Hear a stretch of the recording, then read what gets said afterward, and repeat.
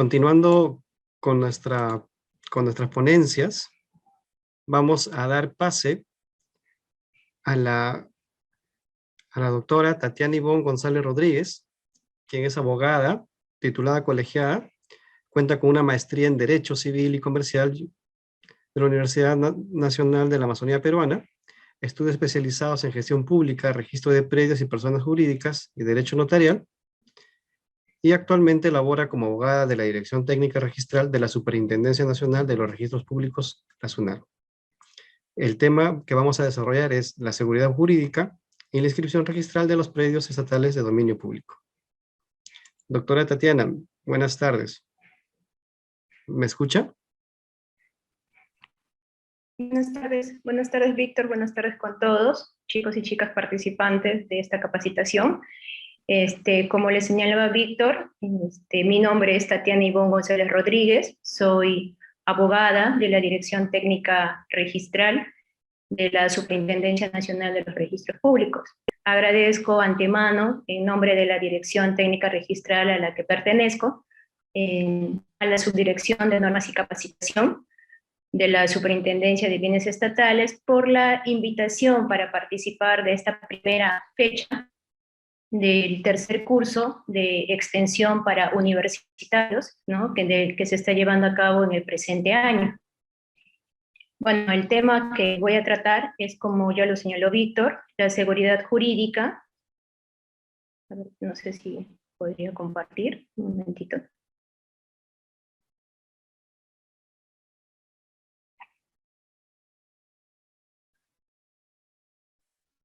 ¿Me confirman si se visualiza, por favor?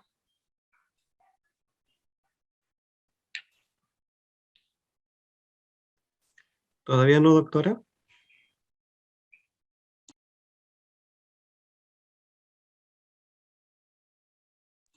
Doctora, si gusta, podría de repente apagar el video para que así haya mayor velocidad. A ver, un momentito.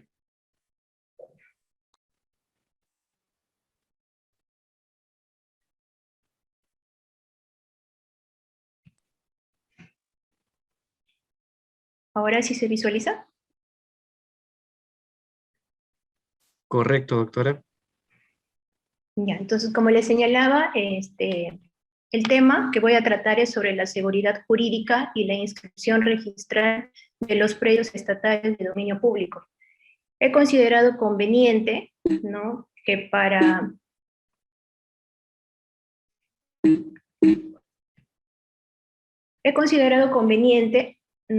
para dar inicio a la capacitación en sí, primero tratar sobre aspectos fundamentales de lo que vendría a ser la Superintendencia Nacional de los Registros Públicos, para posteriormente, en el transcurso de la capacitación, ir tratando sobre la vinculación de la inscripción registral de los predios estatales de dominio público.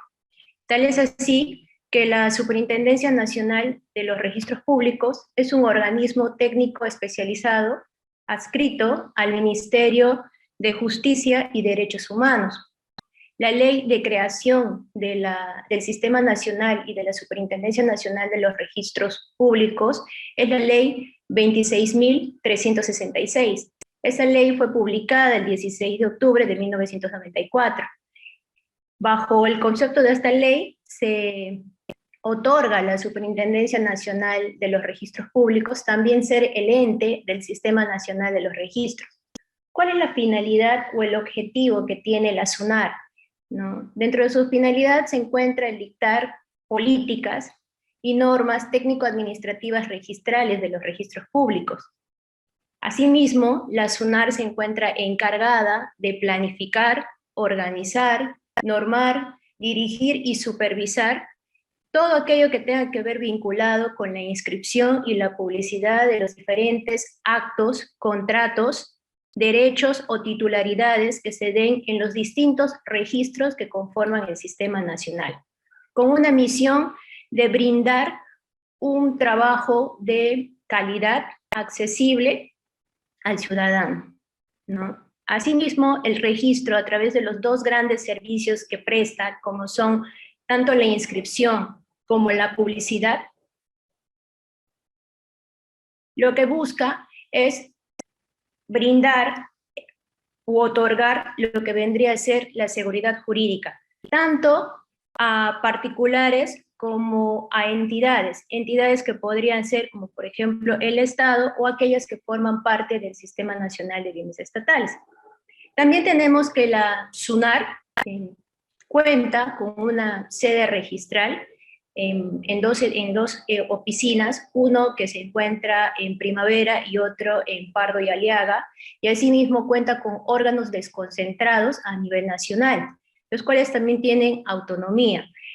Está conformada con estos órganos desconcentrados en 14 zonas registrales, tal es así que tenemos a la zona registral 1, que tiene sede en Piura, la zona registral 2, sede en Chiclayo, zona registral 3, que es la sede en Moyobamba, la zona registral 4, que tiene como sede Iquitos, la zona registral 5, cuya sede es Trujillo, la zona registral 6, que tiene como sede Pucallpa, la zona registral 7, con sede en Huaraz, la zona registral 8, que corresponde a Huancayo, la zona registral 9, que es la que tenemos acá en Lima, la zona registral 10, que está a cargo de Cusco, la zona registral 11 a cargo de Ica, la zona registral 12 a cargo de Arequipa, la 13 a cargo de Tacna, y por último la zona registral 14, que es a cargo de Ayacucho.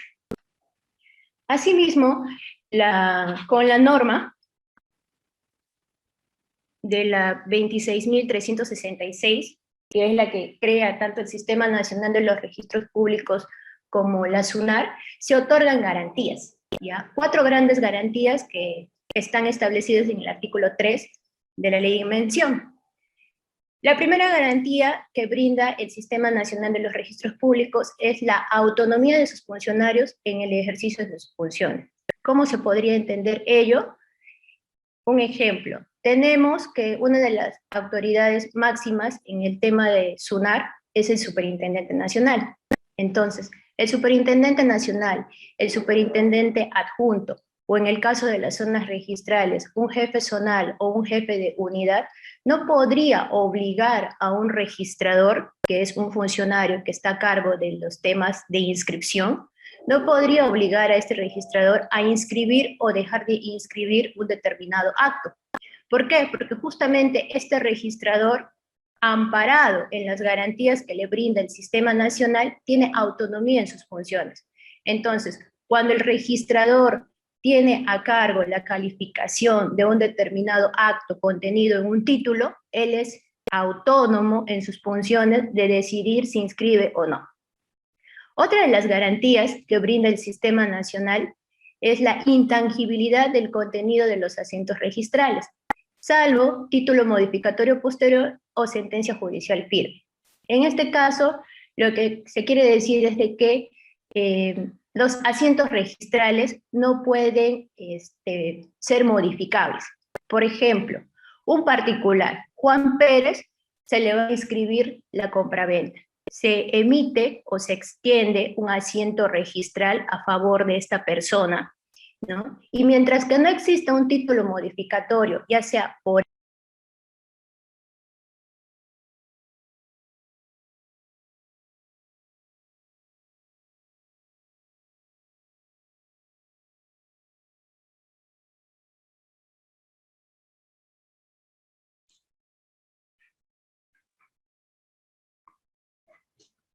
Doctora,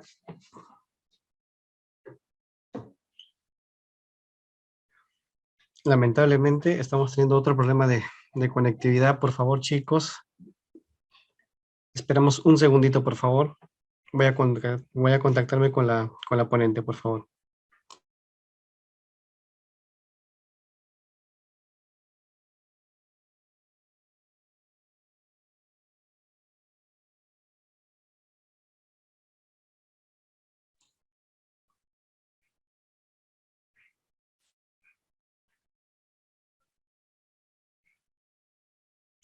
Doctora Tatiana, ¿me escucha?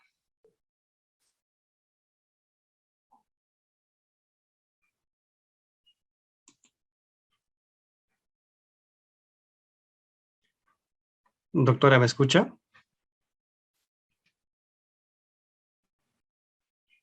¿Aló, Víctor? Aló, Víctor. Doctora, sí, no hay un poquito de interferencia. Ah, El día de hoy en Lima el internet está fatal. Yo también tengo conexión vía cable, pero igual está lenta la señal. No sé qué está pasando.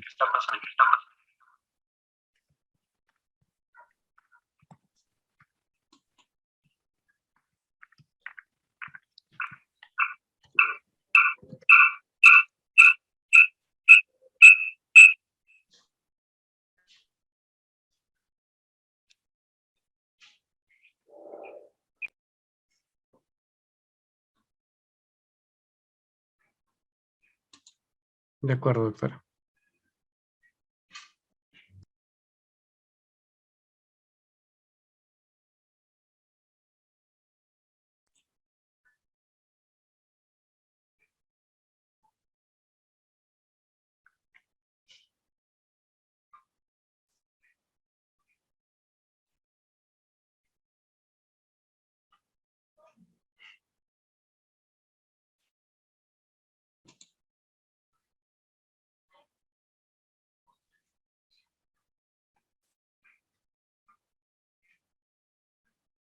Doctora, su ponencia se visualiza.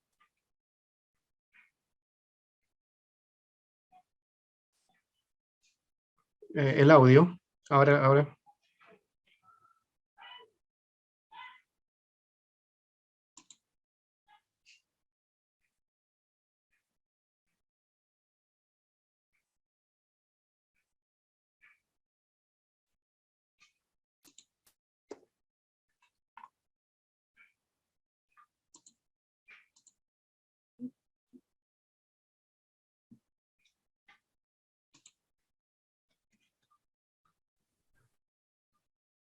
Hola, buenas tardes. ¿Cómo estás, los amigos de la SBN y el curso de extensión universitaria?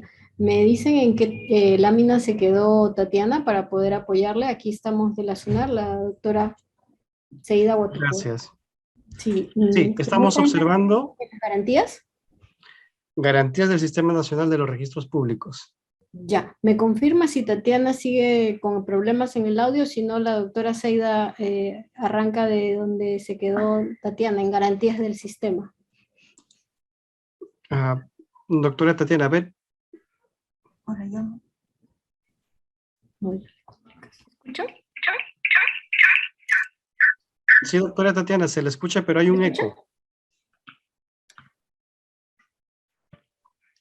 ¿Víctor? Sí, sí, aquí Ah, se le escucha. ya, si me podrían ayudar con compartir las láminas y yo continúo con la exposición. Ya, permítame un momento, por favor, doctora.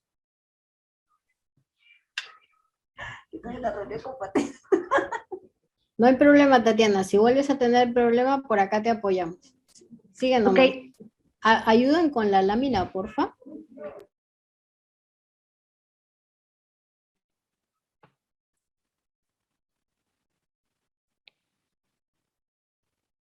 Sí, a ver un momento, por favor, vamos a compartir la PPT.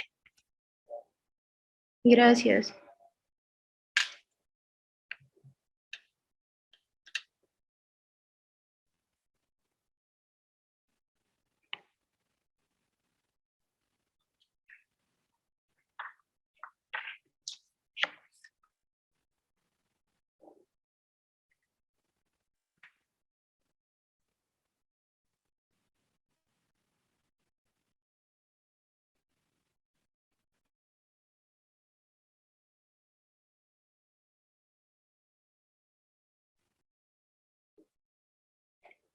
Shirley, estoy en la tercera.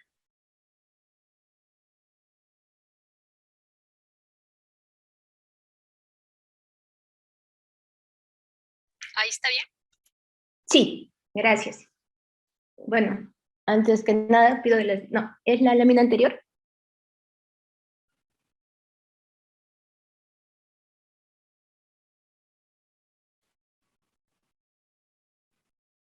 Sí, esa. Bueno, con las disculpas del caso, continuando el tema de la exposición, estábamos hablando del tema de las garantías del Sistema Nacional de los Registros Públicos. Entonces, otra de las garantías que brinda el sistema es el tema de la intangibilidad del contenido de los asientos registrales, salvo título modificatorio posterior o sentencia judicial firme. Como más o menos les había estado comentando antes de perder la señal, no les mencionaba que tenemos, por ejemplo, un particular que inscriba su compraventa, ¿no? En el caso, por ejemplo, Juan Pérez inscribe su compraventa, se inscribe en los asientos registrales y el contenido de estos asientos son intangibles. Salvo título modificatorio, es decir, salvo que este particular modifique su titularidad, ¿no? Y la transfiera a otra persona, es decir, a un transferente A o un transferente B. O en el caso de una sentencia judicial firme, por ejemplo, que se podría dar un supuesto de nulidad de partidas o duplicidades de partidas, lo cual podría ameritar que se dé inicio a un procedimiento judicial de derecho de propiedad. Entonces ahí con una sentencia judicial expedida por el juez también se podría hacer la modificación de este asiento registral. Ahora, otra de las garantías que brinda el sistema, y como título que lo teníamos en la exposición, es la seguridad jurídica de los derechos de quienes se amparan en la fe de registro. Como lo había mencionado, registros a través de los dos grandes servicios, ya sea de la inscripción o de la publicidad de los actos inscritos, brinda seguridad jurídica tanto a particulares como a entidades, ¿no? ¿Para qué? Para que estos se puedan tener oponibilidad frente a terceros, para que puedan gozar de buena fe pública registral y para que puedan gozar también de lo que vendría a ser el tema de la legitimación.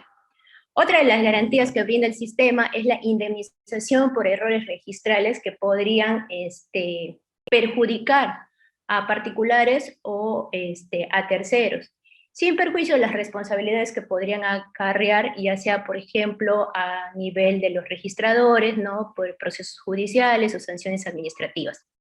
Siguiente lámina, por favor. Bueno, así, también tratando sobre aspectos generales, tenemos lo que vendrían a ser los principios registrales. En lo que respecta a los principios registrales, el texto único ordenado del Reglamento General de los Registros Públicos, aprobado por la Resolución 126 del 2012, SUNARE CN, establece 10 principios registrales. Sin embargo, por una cuestión didáctica en la capacitación, he considerado conveniente agrupar estos principios en 3 grandes grupos, teniendo como línea en común lo que vendría a ser uno de los servicios que es la inscripción. Tal es así que los he agrupado en qué principios se podrían abarcar antes de la inscripción, durante la inscripción y después de la inscripción. Antes de la inscripción tenemos lo que vendría a ser el principio de rogación. El principio de rogación es aquel principio en donde que todas las inscripciones se tienen que dar en virtud a un pedido de parte o que se pueden dar de oficio, ¿no? Asimismo, en los asientos registrales, ¿no? El particular tiene que solicitar la inscripción de estos actos o derechos, o también pueden ser de oficio, como por ejemplo que se dé una rectificación, o que se dé un tema de duplicidad de partidas, o en el caso, por ejemplo, de las entidades de bienes estatales, se podría dar una desafectación, entre otros. En lo que respecta al principio de titulación auténtica, quiere decir que los documentos que dan mérito a la inscripción de actos o derechos que están contenidos en un título, tienen o se basan en lo común, en lo que vendría a ser los instrumentos públicos. Típico ejemplo de las compraventas, ¿no? Cuyo instrumento público es una escritura pública que te le emite un notario. En el caso de las entidades del Estado, podrían ser resoluciones, por ejemplo, como las resoluciones que te puede expedir la Superintendencia Nacional de Bienes Estatales, o resoluciones u ordenanzas municipales o regionales, en caso de que sean los gobiernos regionales o los gobiernos locales, entre otros. Y otro de los principios que tenemos también es el tema de la prioridad preferente. Que la prioridad preferente va de la mano con lo que vendría a ser la fecha y hora del asiento de presentación. Cuando uno presenta un título a registros, tiene, al momento de ingresarse por el diario de caja, ¿ya? Te registra lo que vendría a ser la fecha, hora, minuto y segundo. ¿Por qué? Justamente porque nos amparamos en este principio que es la prioridad preferente, porque los efectos que se puedan dar después de la inscripción siempre se van a retrotraer a la fecha y hora del asiento de presentación. Es decir, si hoy Tatiana González presenta un título a las 4:30 de la tarde respecto de una compraventa en la que quiere ser compradora, ¿no? Y a las 4:32 otra persona quiere inscribir una compraventa respecto de ese predio, si mi compraventa se inscribe primero, va a ser por la fecha y la hora del asiento de presentación. También este principio de prioridad preferente va de la mano con otro principio que tenemos, que es el principio de prioridad excluyente. En el principio de prioridad excluyente, lo que se hace es que no puedes inscribir un título que sea incompatible con otro. Es decir, si has inscrito una compraventa a favor de X persona o de X entidad, no se podría inscribir al mismo tiempo otra transferencia respecto de ese predio a favor de otra persona, salvo que el transferente sea el que esté otorgándolo. Es decir, por ejemplo, Juan Pérez inscribe o lleva a cabo una compraventa con el comprador A y a su vez lleva a cabo una compraventa con el comprador B, ¿no? Si el comprador B es más diligente y lo inscribe más rápido, se podría decir, en el tiempo, en registros públicos, él goza de todos los beneficios y de todos los principios que le da el haberse inscrito. En el caso del comprador A, por más de que haya realizado la transferencia con Juan Pérez antes de tiempo, pero lo quiere inscribir posteriormente, ya se estaría hablando de que es una incompatibilidad por el tema de que no habría lo que ahora también se va a tratar, que sería el tracto sucesivo. Ahora, dentro de los principios que están durante la inscripción, tenemos lo que vendría a ser la calificación registral, que no es otra cosa más que el estudio, análisis y evaluación que realiza el registrador de la documentación que se presenta en los títulos. El registrador lo que tiene que ver es el principio de legalidad que hay en los títulos. Es decir, él tiene que ver de la documentación que se ha presentado en los títulos, que estos títulos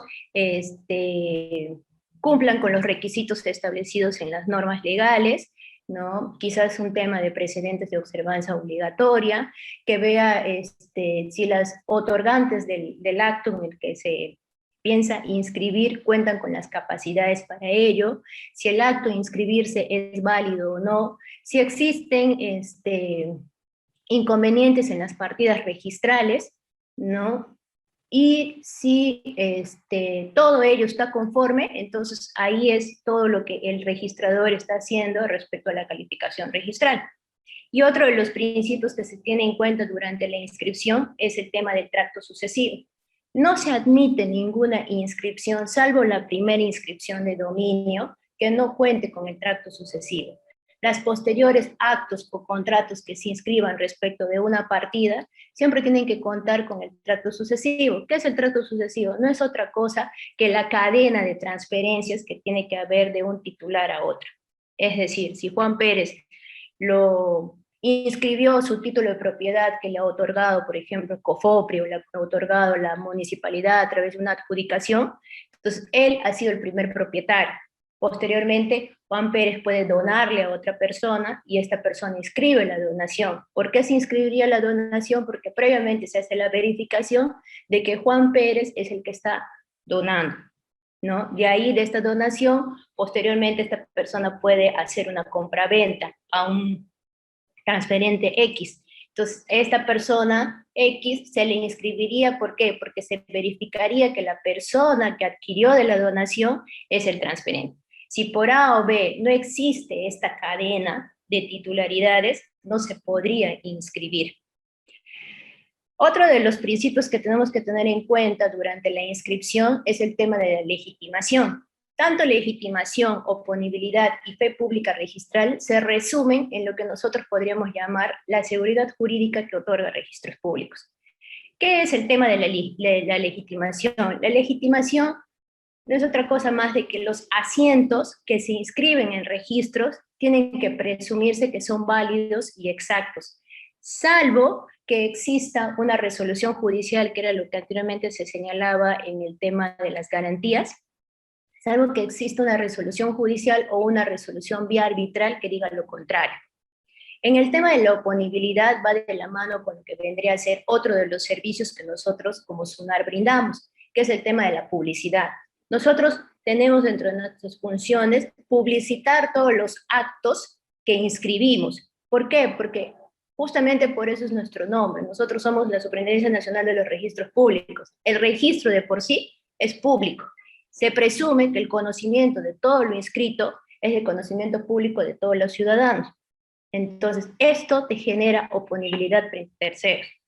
Y también tenemos lo que vendría a ser el otro principio, que es la fe pública registral, que en cuanto a la fe pública registral, bueno, lo que quiere decir con esto es de que los asientos que se puedan inscribir y que posteriormente quizás un asiento podría ser declarado nulo, inválido, o rescindirse el acto que dio materia de la inscripción, no podría afectar a aquel tercero que ha adquirido o que ha contratado en virtud a la información que ha obtenido de registro. Pero este tercero tiene que cumplir dos requisitos. Uno, que el acto en virtud del cual él ha contratado sea un acto oneroso. Y el otro es la buena fe.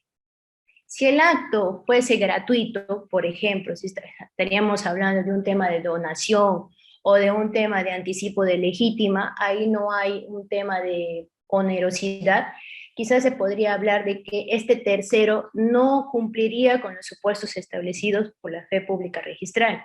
Asimismo, la fe pública registral no solamente se queda en instancia de que el particular que vaya a contratar, por ejemplo, adquirir una compraventa. Por ejemplo, yo estoy interesada en adquirir un predio. Lo más diligente que puedo hacer es, si quiero saber si efectivamente la persona que me quiere vender una propiedad, quiero saber si realmente es el propietario, lo que tendría que solicitar es una copia literal en el caso que sea un predio o una boleta informativa en el caso que sea un vehículo, ¿no? En el caso que fuese una persona jurídica y, por ejemplo, quiero saber si esa persona que dice ser el representante legal es su representante, yo podría sacar una vigencia de poder. Son servicios registrales que nosotros brindamos a través de nuestra publicidad.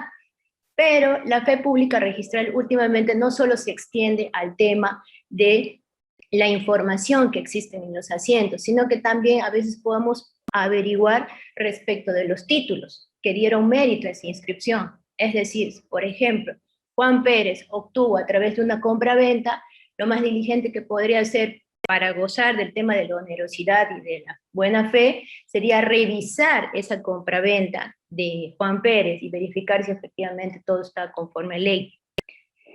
Bueno, eso sería en cuanto a los principios registrales. Siguiente diapositiva, por favor. En cuanto al procedimiento registral y a las instancias registrales que tiene SUNAR, ya nosotros gozamos con dos instancias registrales. La primera instancia registral está a cargo del registrador público, que es aquel funcionario, como les señalaba, que está a cargo de la calificación. ¿Ya? El objetivo en sí de las solicitudes de inscripción es que los títulos salgan inscritos. Ese es el panorama óptimo para cualquier usuario, ya sea un particular o una entidad del Estado. Pero después de este pronunciamiento que tiene el registrador respecto a la inscripción, también existen otros pronunciamientos que él puede emitir durante la calificación. Tal es así que él puede emitir una esquela de observación en el supuesto cuando el título adolece de algún defecto subsanable. Es decir, por ejemplo, no ha cumplido con todos los requisitos. Los requisitos son A, B, C y D, y solamente él ha adjuntado en la documentación A, B, C y se olvidó de D. Entonces el registrador lo que hace es expedir una esquela de observación y te dice te falta el requisito D. Entonces tú adjuntas. Aterrizando más en un caso práctico, podría ser, por ejemplo, que se quiera inscribir un anticipo de legítima, ¿no? O podría ser un anticipo de herencia. Entonces tú quieres dar en anticipo a tu hijo y para ello tú necesitas, por ejemplo, la escritura pública de anticipo y la partida que acredite el vínculo que se tiene entre el padre o la madre que va a dar en anticipo. Entonces, si por A o B no adjuntas, por ejemplo, lo que sería la partida de nacimiento, entonces ahí el registrador te podría emitir una esquela de observación. Otro de los pronunciamientos que puede hacer el registrador es el tema de la liquidación. Te puede expedir una esquela de liquidación. Cuando uno solicita la inscripción de un determinado acto o derecho, paga por un concepto genérico que son los derechos registrales. Pero estos derechos registrales se subdividen en dos subconceptos, que uno es el derecho de calificación y el otro es el derecho propio de la inscripción. Entonces, en el derecho de calificación, el registrador lo que hace es evaluar, analizar la documentación, si todo está conforme a ley, si las partes son, tienen la capacidad para el otorgamiento del acto, si el acto es válido, entre otros. Si todo está ok, entra el otro pago, que es el pago que propiamente queremos cuando uno acude a registro, que es la inscripción. Entonces, por eso, para los derechos registrales, uno paga por derecho de calificación y por derecho de inscripción. En algunos casos existen, por ejemplo, de que no se paga completo. Entonces, cuando no se paga completo, en otras palabras, el registrador te expide una esquela de liquidación, diciéndote, te falta tanto de pago, entonces ahí tú pagas y posteriormente el registrador te inscribe. Otro de los pronunciamientos que puede emitirte el registrador es una esquela de tacha. ¿Ya? La tacha se puede dar por un tema de que el acto que se requiere inscribir no es inscribible, ¿no? O porque adolece de defectos, a diferencia de la observación que se adolece de defectos subsanables, porque uno puede subsanar, es decir, puede presentar la documentación o realizar el acto previo y de ahí posteriormente se inscribe. En la tacha se adolece de defectos insubsanables. Por ejemplo, que alguien quiere inscribir la transferencia de acciones en personas jurídicas. Ese es un acto que no se inscribe. Entonces, si alguien presenta eso, el registrador, el pronunciamiento que va a hacer es de tachar. ¿No? Ahora contamos con la segunda instancia. La segunda instancia es el tribunal registral. La segunda instancia es el tribunal registral y también es la que concluye el procedimiento registral. Si uno quiere acudir a esta segunda instancia, puede acudir cuando, por ejemplo, cuenta con una esquela de observación, cuenta con una esquela de liquidación o cuenta con una esquela de tacha. No está conforme como usuario particular o entidad del pronunciamiento que le efectuó el registrador, entonces apela a este pronunciamiento ante la segunda instancia. Si por A o B el pronunciamiento que te puede expedir el tribunal registral tampoco estás acorde, pero como es quien pone fin al procedimiento registral, lo que te queda es ir a un contencioso administrativo. Ahora, el procedimiento registral de un título, de acuerdo a las normas registrales, establece que este es especial y de naturaleza no contencioso. Es decir, nosotros en la inscripción de un título no se admite litigio entre las partes. ¿Ya? Cuando se inicia la presentación de un título y durante la calificación, si alguien puede verse perjudicado, no podría presentar un recurso de oposición. O en la práctica sí lo podría presentar, pero el registrador lo que va a hacer es tacharlo de plano, es decir, negarlo y el pronunciamiento del registrador es irrecurrible.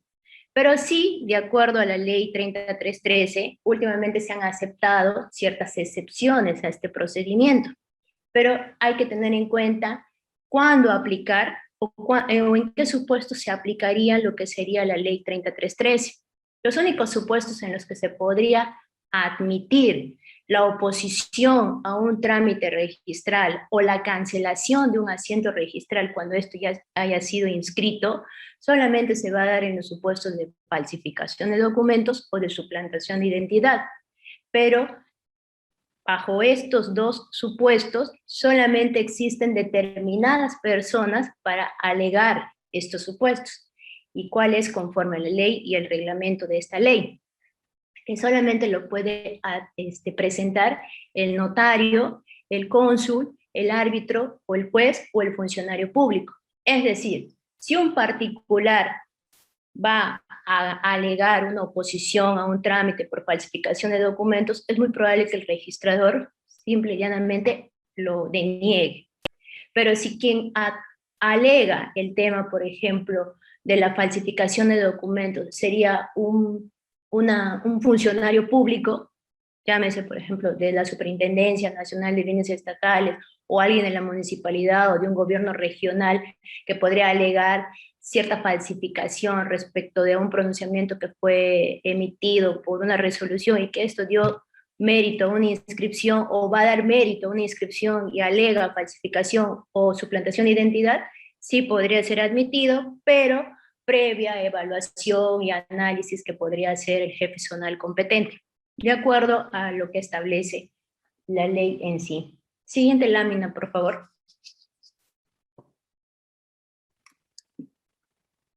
Bueno, continuando con los aspectos, ¿no?, propios en sí de la Superintendencia Nacional de los Registros Públicos, tenemos que el Sistema Nacional está conformado por 4 grandes registros. Ya tenemos al registro de personas naturales, al registro de personas jurídicas, al registro de bienes muebles y al registro de propiedad inmueble.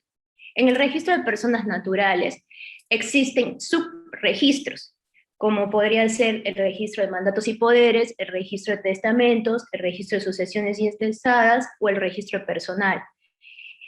Actos comunes que podrían darse en este tipo de registro de personas naturales podría ser, por ejemplo, en el registro personal, la inscripción de una unión de hecho, que comúnmente se conoce como convivencia, ¿no? Luego podría ser el tema de la inscripción de una sucesión intestada, cuando una persona fallece y no deja testamento, entonces los herederos hacen el trámite correspondiente y se inscribe la sucesión intestada. O en el caso, por ejemplo, que una persona fallece, pero sí tiene el testamento, se podría inscribir el tema del testamento en el registro de sucesiones testamentarias. En el registro de personas jurídicas, lo que se inscribe es propiamente el tema del registro mercantil, ¿no?, de aquellas empresas que se conocen como, por ejemplo, las sociedades anónimas o las sociedades de responsabilidad limitada, empresas como las de las EIRL, ¿no?, o el caso, por ejemplo, de las asociaciones, fundaciones, comités. Todos estos supuestos son los que se inscriben en el registro de personas jurídicas. Asimismo, tenemos lo que vendría a ser el registro de bienes muebles. En el registro de bienes muebles, bueno, se inscribe lo que son el registro de propiedad vehicular, como la imagen bien señala, se podría inscribir, por ejemplo, un vehículo, ¿no?, un tractor, un camión, una moto, ¿no? Y también tenemos a lo que vendrían a ser las aeronaves. Y el registro que más nos importa y que guarda relación con la capacitación en sí, ¿no?, tenemos lo que vendría a ser el registro de propiedad inmueble, que dentro de este registro también tenemos lo que vendría a ser otros subregistros, ya encontrándose como un subregistro el registro de predios.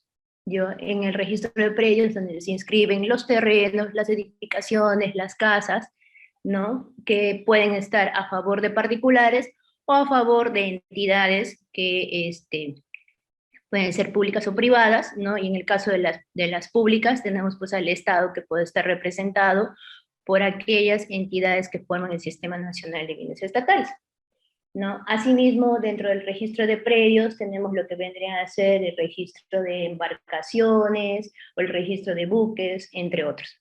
Siguiente lámina, por favor.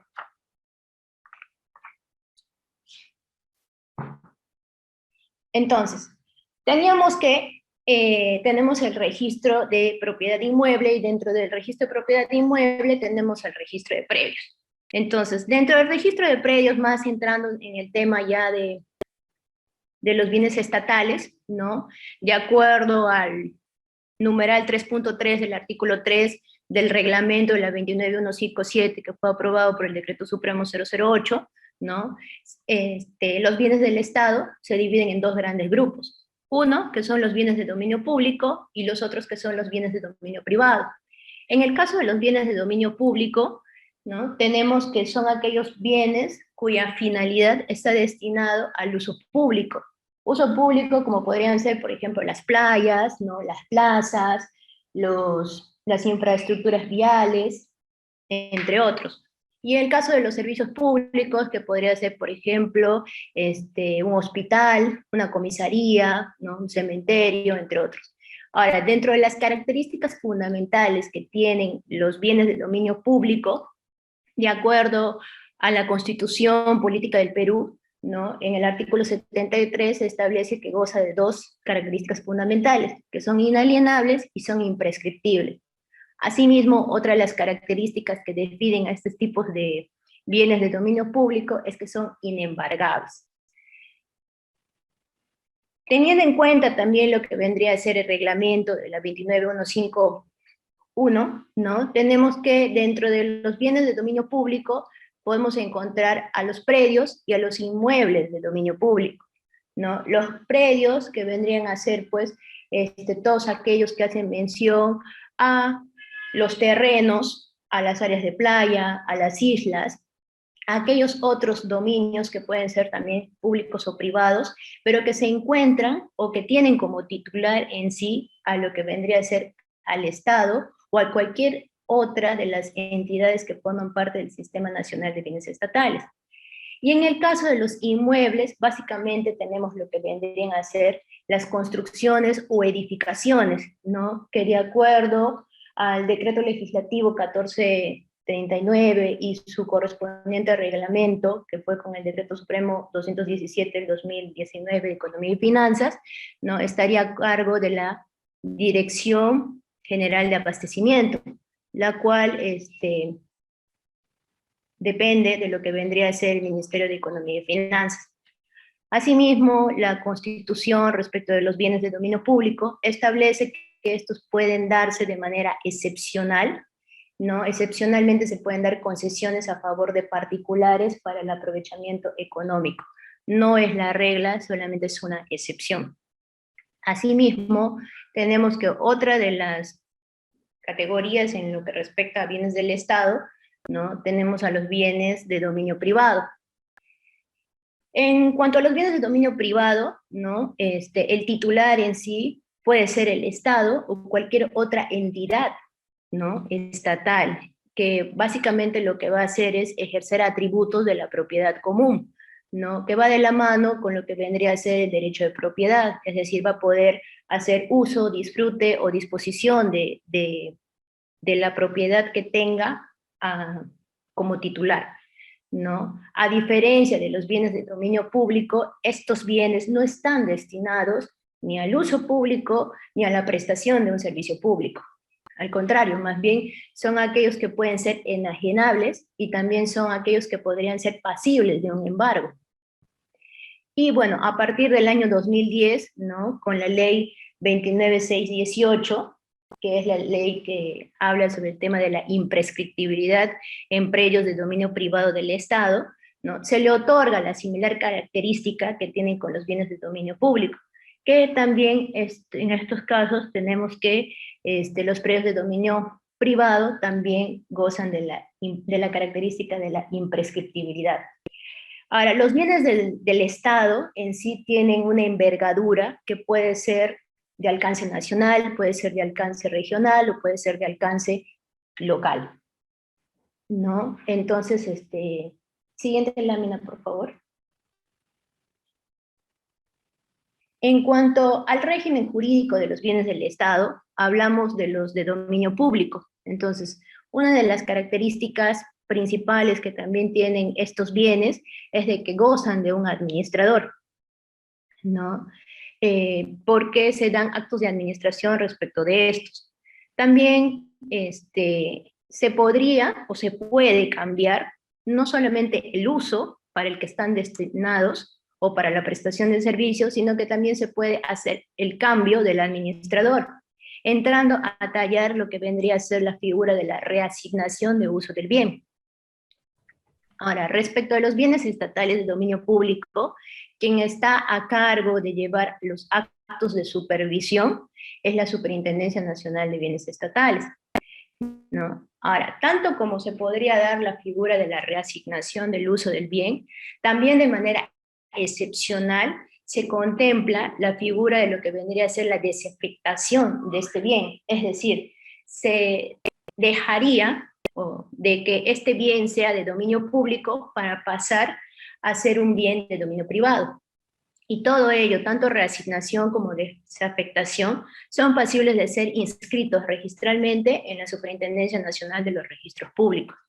Ahora, claros ejemplos de lo que se podría hacer los bienes estatales de dominio público, tenemos, por ejemplo, aquellos contemplados como los aportes reglamentarios que provienen de las habilitaciones urbanas, ¿no? Que pueden ser pues, aportes reglamentarios, por ejemplo, para el tema de recreación pública, de parques, entre otros, ¿no? O los lotes de equipamientos urbanos que provienen, por ejemplo, o que están contemplados así en los planos de trazado de lotización, de aquellos procedimientos de saneamiento a cargo de COFOPRE, ¿no? Y también otro de los bienes que tenemos que son de dominio público es el tema de las playas, ¿no? Tenemos la zona de playa, que es aquella zona, ¿no? que contempla el 50%, los 50 metros, ¿no? Desde la línea de alta marea, y el otro que es la zona de dominio restringido.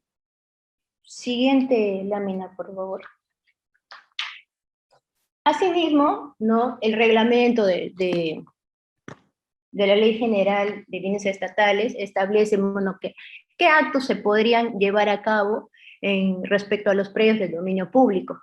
Como ya les habíamos señalado, tenemos el tema de la reasignación y el tema de la desafectación, pero también se puede dar el tema del saneamiento físico-legal, ¿no? O los temas de actos de administración, el tema de la conservación, el tema de la defensa y recuperación de los predios de dominio público, ¿no? Que en la anterior exposición se hablaba, ¿no? Sobre el tema de cuándo, por ejemplo, SBN puede intervenir o cuándo puede intervenir un gobierno regional con determinadas funciones transferidas, ¿no? Entonces, siempre y cuando ellos sean los responsables tanto del uso público como de la prestación de este servicio público. En la anterior diapositiva se explicaba que la supervisión, por ejemplo, de los bienes estatales de dominio público está a cargo de la Superintendencia Nacional de Bienes Estatales. Entonces, cuando la SBN, a cargo de sus funciones de supervisión, detecta por A o B que existe una indebida inscripción de que ese predio de dominio público se tendría que precisar, rectificar o aclarar el tema de la titularidad, porque en muchos casos a veces se inscribe a favor del Estado, o creen inscribir a favor de la entidad administradora, y cuando realmente a veces a favor del Estado, pero representado por tal. Entonces, en esos casos, cuando SBN haga el tema de la supervisión de las labores correspondientes a sus funciones, ¿no? Emitirá una resolución, y esta resolución, por ejemplo, da mérito suficiente para su inscripción en registros. Asimismo, puede existir los casos de cancelación de derechos en donde que haciendo un mal uso de la norma se está perjudicando el Estado. Entonces, en estos supuestos también SBN puede expedir una resolución aclaratoria y la resolución se inscribe en registros públicos. Otro de los actos que se pueden llevar a cabo en los predios de dominio público, tenemos al tema de la calificación del predio como de dominio público. Debemos entender de que no todos los predios son de dominio público, como ya hemos señalado, también hay predios de dominio privado. Entonces, para poder calificar o ver si efectivamente un predio es de dominio público, ¿no? De ser el caso, tendría que ser o llevarse a cabo ya sea a pedido de parte o a pedido de oficio. Entonces, para ello, SBN, de acuerdo a sus competencias, o los gobiernos regionales con las funciones transferidas, como podrían ser pues, el gobierno de Arequipa, de Callao, de Tacna, de Lambayeque, Tumbes, San Martín o Amazonas, ¿no? De acuerdo a sus funciones, emitirán una resolución, y esa resolución se inscribe en el registro correspondiente. Siguiente lámina, por favor. Dentro de los actos, también que señalaba que se pueden llevar a cabo en los predios de dominio público, tenemos lo que vendría a ser, y que anteriormente se mencionó, la reasignación, que no es más que otra cosa que el cambio de uso o el cambio de administrador a cargo de este uso. Entonces, particularmente se aplica, ¿para qué? Se aplica, como ya lo señalaba, en los supuestos de los aportes reglamentarios o de los equipamientos urbanos. Lo que se va a buscar con ello es modificar el uso o el destino predeterminado de este predio a un nuevo uso o a una nueva prestación de servicio público.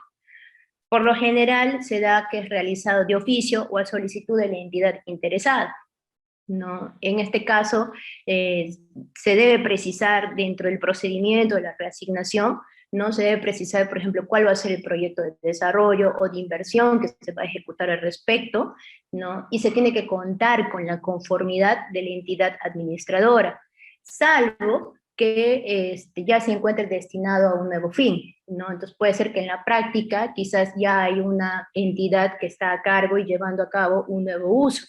Entonces ya no sería necesario el tema de la conformidad. La aprobación de este procedimiento de reasignación la realiza la Superintendencia Nacional de Bienes Estatales, y esta resolución constituye título suficiente para su inscripción correspondiente en el registro de predios, ¿no? De la oficina correspondiente. Entonces, también el tema de la reasignación no solamente es cambiar el uso o el destino del predio, sino también, como les señalaba, podría, con una reasignación, cambiarse el tema de la titularidad del predio, ¿no? Pero para ello la resolución tiene que ser bien explícita, ¿no? Estableciendo los supuestos de que si está cambiando uso, si está cambiando titularidad, y estos son, bueno, con la resolución de ese BN se inscribiría en SUNAR. Ahora, en el caso de que se cambie la titularidad, ¿no? Se tendría que consignar como titular al Estado, y el Estado estaría representado por la nueva entidad. Siguiente lámina, por favor. Asimismo, dentro de los actos de administración, ¿no? Porque, bueno, en lo que respecta al Sistema Nacional de Bienes Estatales, existen actos de administración, actos de disposición, actos de adquisición, entre otros. Entonces, dentro de los actos de administración que van de la mano con el tema de los registros de predios de dominio público, tenemos, por ejemplo, el aprovechamiento de estos predios, ¿no? No es algo que comúnmente se da, son supuestos que se pueden dar de manera excepcional, ¿no? Pero ¿qué tipo de aprovechamiento se pueden dar respecto de los predios de dominio público? Se pueden dar, por ejemplo, actos de usufructo, ¿no? Pero de manera excepcional, ¿no? Se puede dar un tema de servidumbre común, se puede dar el tema del arrendamiento. Asimismo, se podrían dar actos de administración como podría ser la afectación en uso, ¿no? Siempre y cuando sea pues para fines vinculados al uso que inicialmente estaba realizándose, ¿no? Y en el caso de la afectación en uso solamente se podría dar este derecho de uso a entidades, y en el caso, por ejemplo, de la cesión de uso se tendría que dar a particulares, siempre y cuando este particular acredite, por ejemplo, lo que podría ser un proyecto de desarrollo social o un proyecto de desarrollo cultural o deportivo, ¿no? Sin fines de lucro. Asimismo, se pueden dar como datos o se pueden dar otros derechos que impliquen la enajenación que se encuentran bajo la titularidad o administración. Requisitos importantes para el tema de la administración, y como les señalaba, que se dan de manera excepcional, es que no se debe desnaturalizar u obstaculizar el normal funcionamiento del uso público del bien o la prestación del servicio, ¿no? Pero ¿cómo saber cuándo no hay desnaturalización u obstaculización de un uso público? Entonces, algunos supuestos que establece el reglamento de la 29151 es cuando se otorga para el desarrollo de servicios públicos complementarios, es decir, tendrían que complementar al primer uso o servicio que se ha otorgado. Luego tenemos el tema de la actividad compatible con el uso predeterminado del predio, ¿ya? Y que en el caso de que fuese incompatible el uso o la prestación del servicio, ya se tendría que establecer en función al plazo o la oportunidad o la área que no afecte la naturaleza de uso público, ni del servicio que se preste. Asimismo, el beneficiario luego debe solicitar una autorización, un permiso o una licencia para ejercer la actividad económica. Otro de los requisitos que se podrían dar es en el caso de los espacios públicos urbanos, en donde que no debe exceder el 15% conforme lo establece en la ley 31.199, ¿no? Que es la ley de gestión y protección de los espacios públicos. Ahora, los actos de administración sobre predios de dominio público no comprende aquellos bienes que se rigen por normativa especial, ¿no? O en caso de que la normativa especial no asigne a ninguna entidad la facultad de otorgamiento de los derechos reales sobre el bien, los asume, ¿no?, la Superintendencia Nacional de los Bienes Estatales. Siguiente lámina, por favor. Dentro de los actos de predio de dominio público, así como ya habíamos señalado, ¿no?, que se pueden dar el tema de la reasignación, también se contempla de manera excepcional el tema de la desafectación del dominio público. Por eso lo consignaba ahí como que es una medida excepcional. No es algo que comúnmente se da porque es que le estás quitando la condición a este bien de dominio público para pasarlo a ser un bien de dominio privado. Ahora, para la desafectación existen dos supuestos muy importantes, ¿no? El tema que vendría a ser la pérdida de la naturaleza para el uso o servicio público o la pérdida de la condición. No sé si podría seguir la siguiente lámina, por favor. En el caso de lo que vendría a ser la pérdida de la naturaleza o condición en sí, es que se tendría que evaluar y sustentar en cada caso en específico, ¿no? Y que se debe tener en cuenta lo que vendría a ser la ubicación o el ámbito del predio, así como la extensión del mismo. Se tendría que priorizar el interés público o colectivo a efectos de ver cuál de los dos suple, ¿no? O sea, si nos quedamos con el uso que tiene o si el nuevo interés público que se podría dar a este predio, o sea, supliría la desafectación del mismo. Asimismo, tenemos lo que vendría a ser que la pérdida de la naturaleza o la condición en sí se puede dar por un tema de invasión o ocupación ilegal, en el caso de que sea irreversible, ¿no? En el proceso se requiere que el pronunciamiento de la entidad que administra el predio, ¿no?, sobre todo de la entidad administradora. Y en el supuesto de que el predio sea administrado por un gobierno nacional o un gobierno regional, la desafectación va a ser aprobada por la Superintendencia Nacional de los Bienes Estatales. Asimismo, el tema de la desafectación se da, por ejemplo, para habilitar el otorgamiento de un derecho que previamente esté calificado como viable. Y otro de los supuestos que se podrían, o mejor dicho, otro de los actos que se podrían ejercer dentro de los predios de dominio público, así como la reasignación, la desafectación y otros de manera excepcional, también se podrían dar concesiones de predios de dominio público a favor de particulares, siempre y cuando no se dé la pérdida de la naturaleza en sí, del uso de la prestación pública. Siguiente lámina, por favor. Ahora, ¿cuál es el trámite en sí de la desafectación? Se entiende que cuando el predio es administrado por un gobierno local, ¿no?, porque tenemos lo que vendría a ser la instancia nacional, que podría estar la Superintendencia Nacional, o los gobiernos regionales, o los gobiernos locales.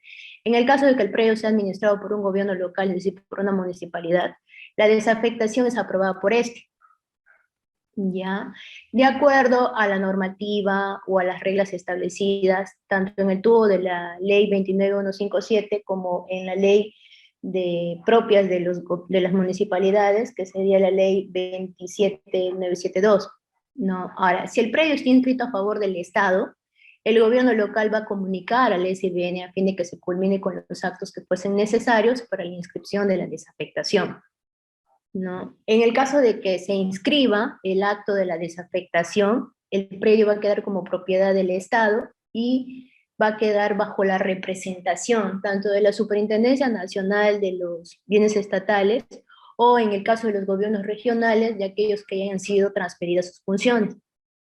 Ahora, si el predio era del gobierno local, es decir, era de la municipalidad, luego de solicitada la transferencia, entonces, luego de realizada la desafectación, podría él solicitar una transferencia o cualquier otro derecho, ¿no? Que considere que se le afecte a su favor.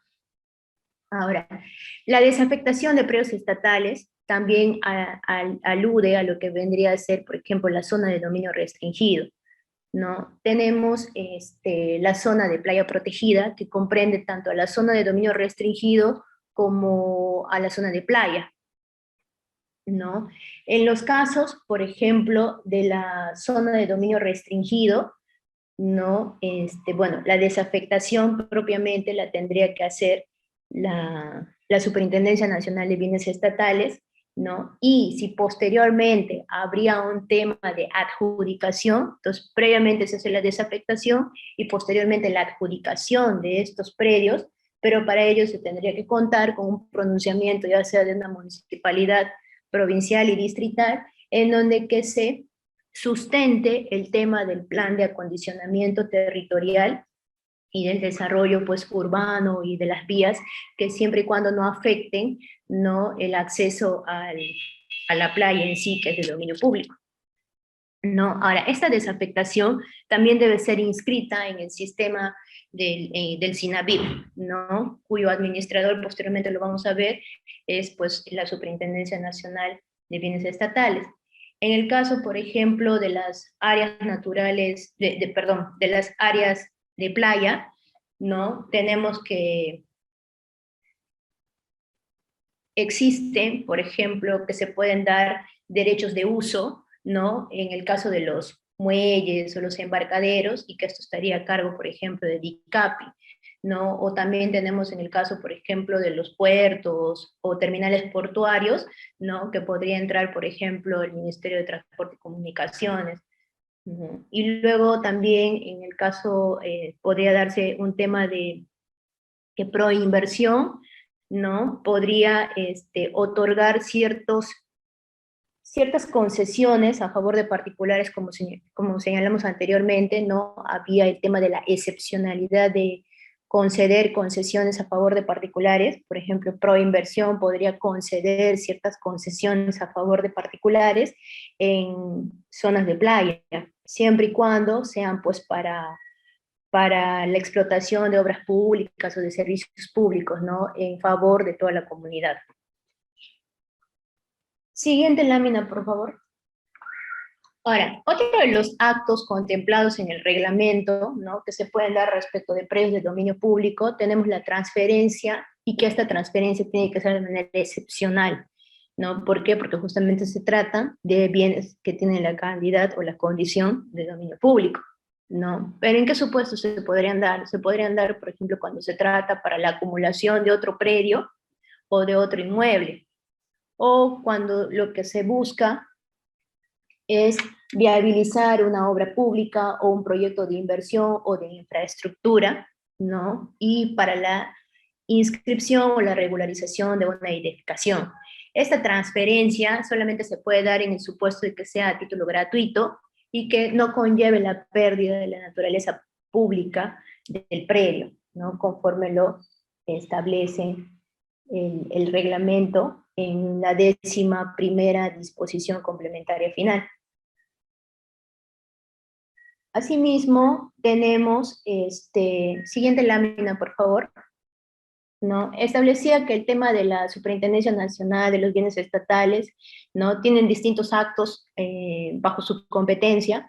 Uno de los actos, ¿no?, que también tiene es el acto de registro, ¿no? Mediante este acto de registro, lo que se trata es de incorporar a un predio estatal a los derechos, las cargas o los gravámenes que puedan darse respecto de este predio en el registro respectivo que es el SINAVIP, ¿no? Y para ello tendrían que presentar la documentación correspondiente que sustente determinada inscripción o determinado derecho, carga o gravamen, ¿no? La incorporación en sí de los predios al SINAVIP implica la asignación de un CUS que posteriormente para determinados actos, ¿no? Sirve de información para el registrador, ¿no? En el SINAVIP también lo que se hace es que comprende la actualización de la información de dichos predios, y por a veces se hace, por ejemplo, un tema de rectificación de áreas o un saneamiento físico-legal, si se le otorga o si se le quita el tema del bien de dominio público.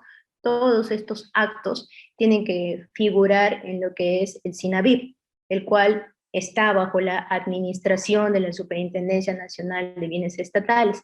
Por ejemplo, en el caso de los predios que constituyen dominio público del Estado, ¿no? Por mandato de ley, tienen que ser registrados por la autoridad competente en su administración. Es decir, si bien el administrador es la Superintendencia Nacional de Bienes Estatales, no existen las otras entidades que forman parte del sistema nacional que también son competentes para el registro en el SINAVIP.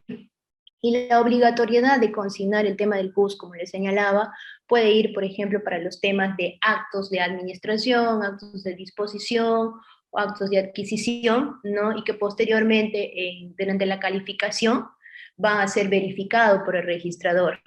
Ahora, ¿cuál es el modo en el que el registrador podría verificar esta información? ¿No? Ustedes cuentan, o bueno, la Superintendencia Nacional de Bienes Estatales cuenta con lo que vendría a ser el SINAVIP libre.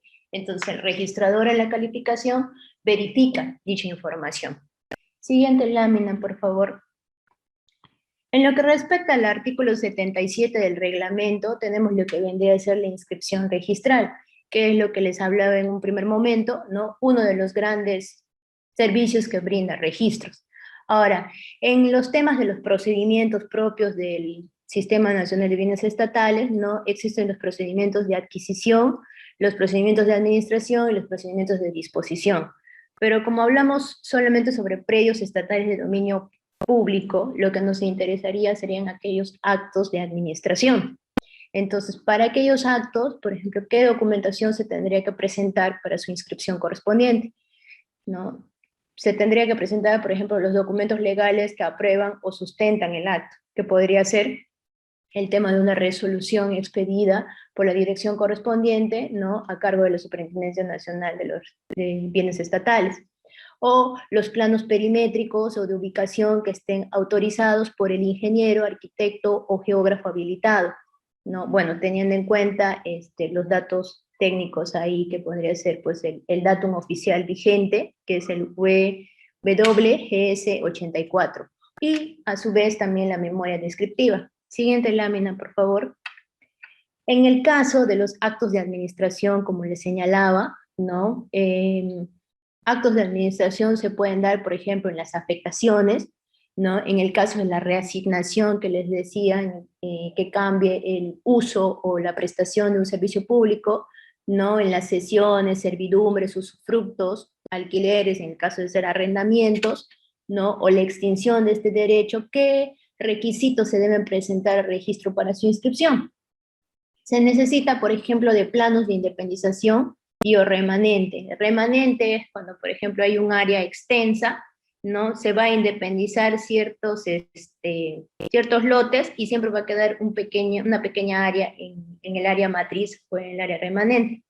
Luego tenemos los planos perimétricos del predio, en el caso que sea una sin independización, y también tienen que ir acompañados de la resolución, contrato o escritura pública de corresponder, ¿no? Teniendo en cuenta cuál sea el acto de administración que se ha llevado a cabo. Ahora, si bien es cierto, no aplica para el tema, por ejemplo, de los predios de dominio público, ¿no? Pero también existen actos de disposición, ¿no? Que realizan los entes que forman parte del Sistema Nacional de Bienes Estatales, ¿no? Y ahí, por ejemplo, se pueden dar el tema de las transferencias entre entidades o las ventas o permutas o subastas públicas, ¿no? Para el caso de las transferencias, se requiere, por ejemplo, de los planos de independización del remanente y que se envíen con la resolución que aprueba el acto correspondiente. Asimismo, tenemos en el caso que, por ejemplo, para las ventas, permutas o subastas, que se podrían dar en aquellos predios de dominio privado del Estado, ¿no? Se requerirá de los planos de independización y remanente que se envían mediante oficio, ¿no? Otro de los actos que también es, guarda cierta relevancia en lo que respecta a la SUNAR, ¿no? Tenemos, por ejemplo, lo que vendría a ser la primera inscripción de dominio, ¿no? En cuanto a la primera inscripción de dominio, tenemos, ¿no?, que es muy importante el tema del certificado de búsqueda catastral, que es un servicio de publicidad que también te lo otorga SUNAR, ¿no? Entonces, uno presenta su memoria descriptiva, su plano de ubicación, su plano perimétrico respecto de un predio que quiere que se inscriba por primera vez a favor de una entidad del Estado, ¿no? Entonces, una vez que te otorgan tu certificado de búsqueda catastral, con ese certificado de búsqueda catastral, uno lo que puede hacer es anotar de manera preventiva la primera inscripción de dominio, ¿no? El cual tiene un plazo de 6 meses y que puede ser prorrogable por 6 meses adicionales y por única vez. Posteriormente a ello, se requiere de la publicación de un extracto de la resolución que dispone la primera inscripción de dominio, ¿no? Ya sea esta resolución puede ser expedida por la Superintendencia Nacional de Bienes Estatales o por cualquiera de los gobiernos regionales que gocen con transferencia para ello, y se hace una publicación, ¿no?, de un extracto de la resolución, tanto en el diario El Peruano como en otro de mayor circulación por única vez, ¿no? Y posteriormente, pues, se estaría inscribiendo lo que sería la primera inscripción de dominio, ¿no? Y que para ello se requiere de la resolución, ¿no?, de los planos correspondientes, de la memoria, y que exista una constancia de que dicha decisión ha quedado consentida o firme, ¿no? Asimismo, siguiente lámina, por favor, tenemos lo que vendría a ser la rectificación de áreas y linderos de predios del Estado, ¿no? En este caso tenemos que, por ejemplo, en las rectificaciones de áreas, linderos o predios del Estado, ¿no?, conforme a lo que establece el artículo 78, ¿no?, únicamente lo que se busca es de que se rectifique cierta incongruencia que puede haber con la realidad, pero que siempre y cuando estos no afecten los derechos de terceros, ¿no? Para la inscripción registral de esta rectificación de áreas y linderos de predios del Estado, porque son predios por lo general de dominio privado, ¿no?, se requiere lo que vendría a ser la resolución expedida por la Superintendencia Nacional de Bienes Estatales o por aquellos gobiernos regionales que gozan con funciones transferidas para ello, ¿no? También se requiere lo que vendría a ser el plano perimétrico o de ubicación autorizado por ingeniero, arquitecto o geógrafo habilitado, y la memoria descriptiva. Con la rectificación de área y linderos de medidas perimétricas, lo que se busca es tratar de que se aplique para aquellos casos, por ejemplo, de duplicidades de partidas, ¿no?, siempre y cuando el predio de menor antigüedad sea del Estado y que no esté afectando el derecho de un particular. Ahora, en el año 2019, ¿no?, la Superintendencia Nacional de los Registros Públicos con la Superintendencia de Bienes Estatales, ¿no?, han firmado un convenio de cooperación interinstitucional, ¿no?, a fin de que los actos que se inscriben a pedido de la Superintendencia Nacional se lleven a cabo, por ejemplo, en nuestro servicio web que nosotros tenemos, que es el sistema de intermediación digital, ¿no? ¿Para qué? Para que los actos, o mejor dicho, las resoluciones que expide la Superintendencia de Bienes Estatales que cuentan con firma digital, ¿no?, gocen con todas las prerrogativas legales, sea brindado de seguridad jurídica, esté conforme al tema de los temas informáticos actuales, ¿no?, para que haya una reducción, por ejemplo, del tema del papel, ¿no? Y durante toda la calificación y proceso de inscripción que se dé de los actos requeridos por el sistema, por la SBN, entonces SUNAR lo que hace es informarle, ¿no?, respecto del estado y posteriormente le informa respecto de la inscripción. Esto se viene dando a raíz de este convenio, ¿no?, desde el año 2019 a la fecha, ¿no?, y que ha coadyuvado, ¿no?, a raíz de este convenio que tenemos entre SUNAR y SBN para la inscripción de los actos en sí. Y bueno, creo que eso sería todo. No sé si habría alguna interrogantes al respecto. Muchas gracias, doctora Tatiana. Bueno, brevemente, si podríamos, si alguien tuviera alguna pregunta.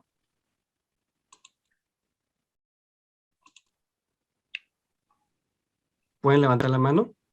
Señorita Ana Sofía Laos, ¿puede hacer su pregunta?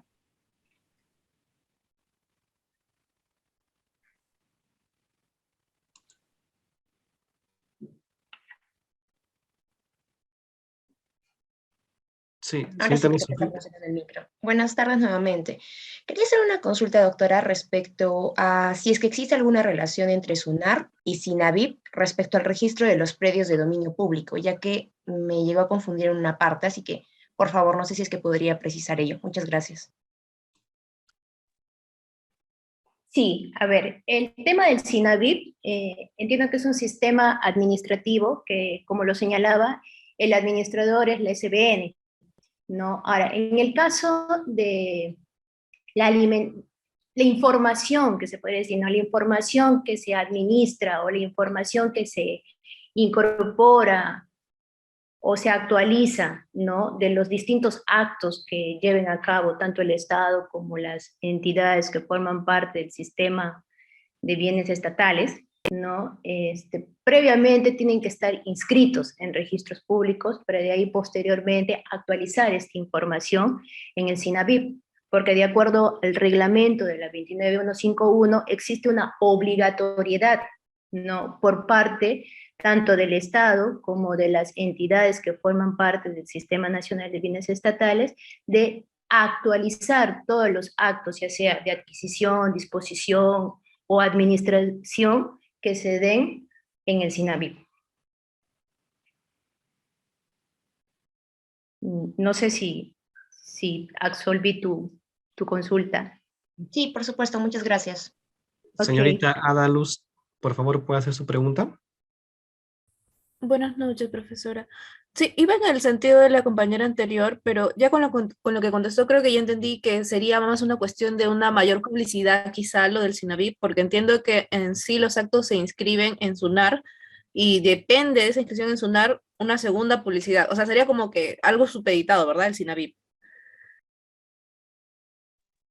Sí, bueno, como le señalaba, existe el tema de la obligatoriedad, ¿no? O sea, es obligación de las entidades del Sistema Nacional de Bienes Estatales, o sea, actualizar esta información. Pero si bien es cierto, bueno, no sé si a la fecha lo estarán llevando a cabo, pero existían, al menos hasta en algunos años anteriores, ¿no?, que a veces cuando se revisa el tema de la información consignada en el SINAVIP, alguna información a veces no es actualizada. Si, por ejemplo, una vez tiene el tema de la partida registral, que es propio de un servicio que te brinda SUNAR, entonces hay inscripciones, ¿no?, que pueden no estar contenidas en el SINAVIP, pero es por el tema de la obligatoriedad. O sea, después del acto, por ejemplo, si es una desafectación que tú inscribes, debería existir la obligatoriedad por parte de la entidad de actualizar esta información en el SINAVIP, ¿no? Pero, bueno, yo supongo que posteriormente ya SBN estará haciendo pues el tema de las supervisiones, ¿no? Como él es el administrador, pero no es el encargado en sí de incorporar esa información. Él solamente incorpora la información de los cuales él tenga la titularidad como tal, pero sabemos que también existen gobiernos regionales, ¿no?, gobiernos locales, organismos de personería jurídica, todos ellos tienen que ir constantemente, con cada actualización que se haga en SUNAR, se tendría que también tener la obligatoriedad de replicar esta información en el SINAVIP.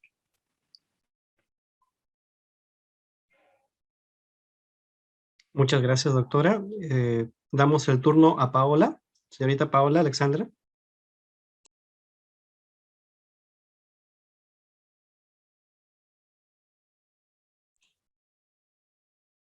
Señorita Paula Alexandra, ¿tiene problemas con su audio?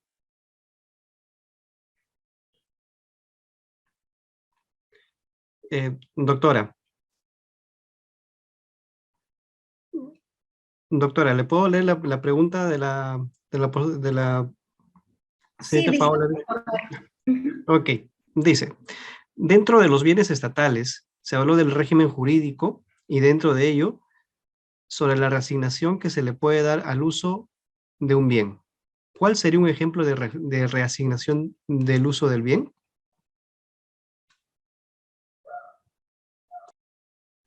Ya, a ver, los claros ejemplos, tenemos lo que vendría a ser el equipamiento urbano, ¿no? Que se pueden dar, por ejemplo, cuando se contempla en los planos de trazo de lotización, que se dedique, por ejemplo, al tema de recreación. Entonces, el tema de la recreación, por ejemplo, se le otorga como ente administrador, por lo general, a veces a las municipalidades, ya sean municipalidades provinciales o municipalidades distritales.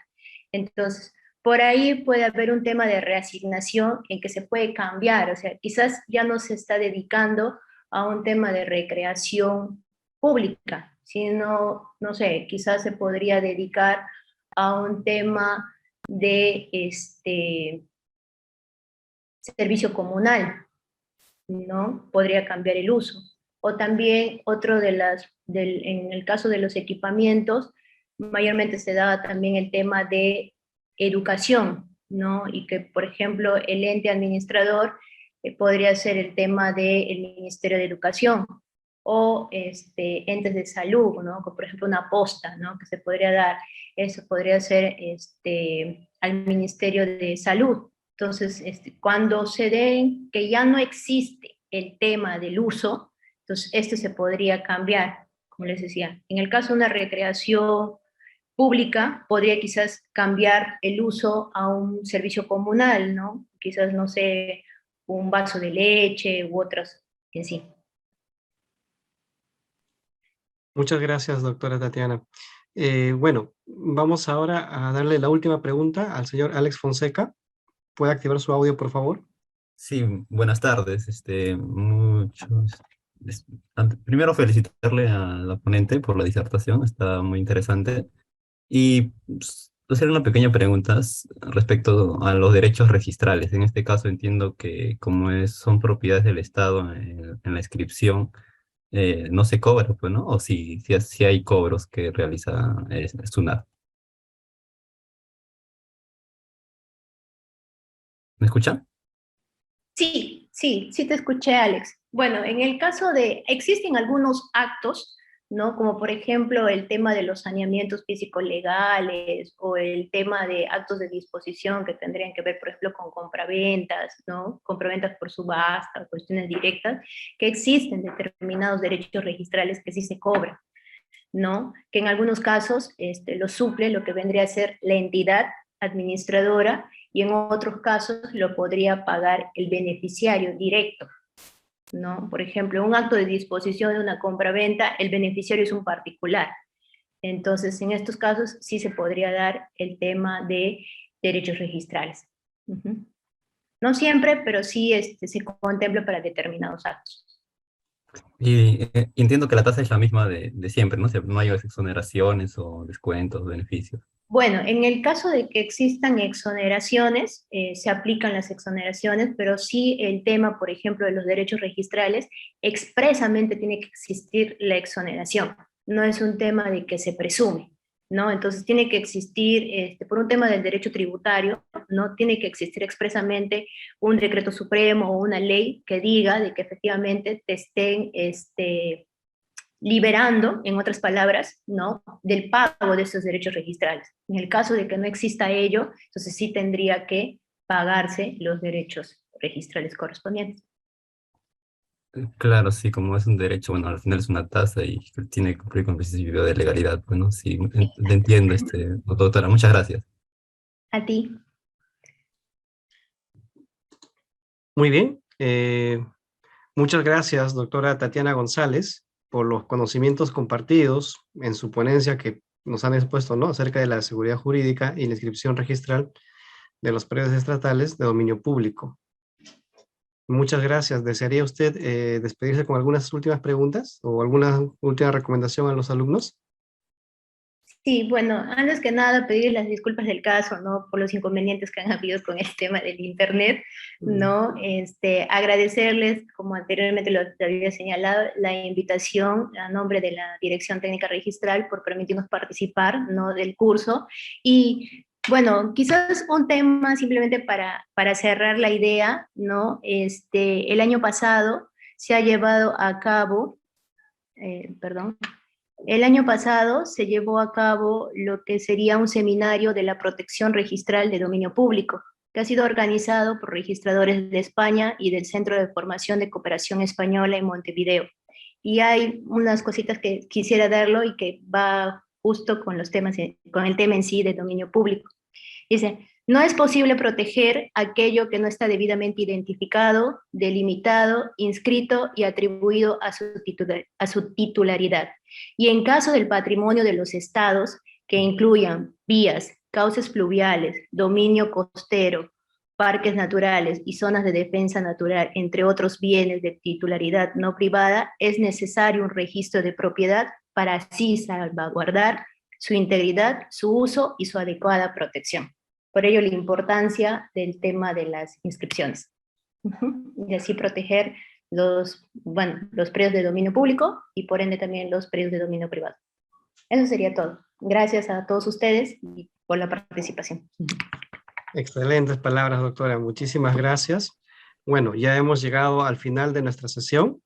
Se agradece la asistencia de todos los participantes a este primer día del curso, pero, sin embargo, debemos de recordarles que según nuestras bases, serán merecedores de un certificado emitido por la SBN de forma digital y gratuita aquellos participantes que hayan tenido una asistencia efectiva del 80% de las clases como mínimo.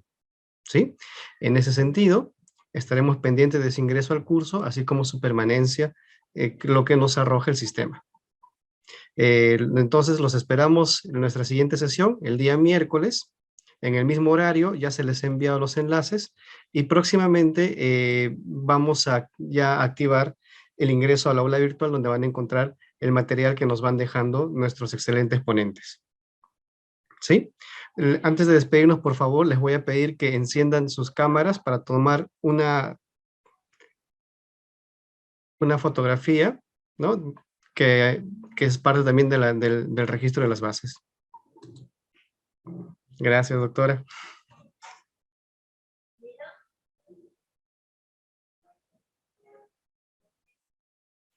A ver, chicos, por favor, para hacer el registro.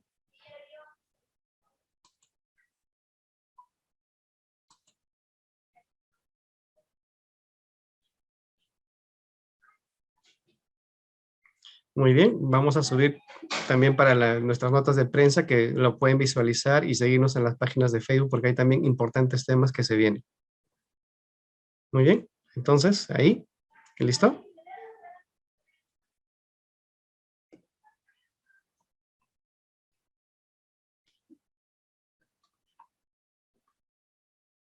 Muy bien. Muchas gracias. Entonces, nos despedimos de la manera más cordial. Gracias a todos. Doctora, muchísimas gracias por todo su tiempo. Bueno, gracias. Que tengan muy buenas noches. Gracias, Víctor. Gracias a todos. Nos esperamos en la siguiente clase. Gracias. Gracias.